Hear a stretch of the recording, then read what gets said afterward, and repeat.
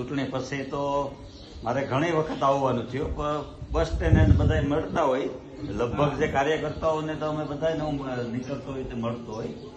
પણ આ 2 દિથિયાનો અમારે આપણે બધી જ્ઞાતિ માટેનો 29 તારીખે ખેડ સામાજિક વિકાસ સમિતિ દ્વારા વિદ્યાર્થી સન્માન સમારોહ છે એરડા.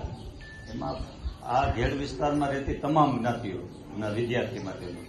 તો એના આયોજનમાં મિટિંગો હતી અને બીજું કે બીજા 5 ગામમાં વિતરાળા, દેરોદર, એરડા, પાદળી અને નારાયણ 5 ગામમાં બાળકોને અત્યારે આપણે જોઈએ કે નાના નાના બાળકો છે ને પડીકા, બાલાજીની વેફર ને જે કંઈ આપણે જે બધી કંપનીઓના આવે કુરકુરાની બહુ ખાય છે. એના માટે બહુ ખતર છે. નાના નાના બાળકોને આપણે જોઈએ કારણ ડાયાબિટીસ, કેન્સર, બીપી એવા રોગો પણ નાના બાળકોને આવવા માંડ્યા.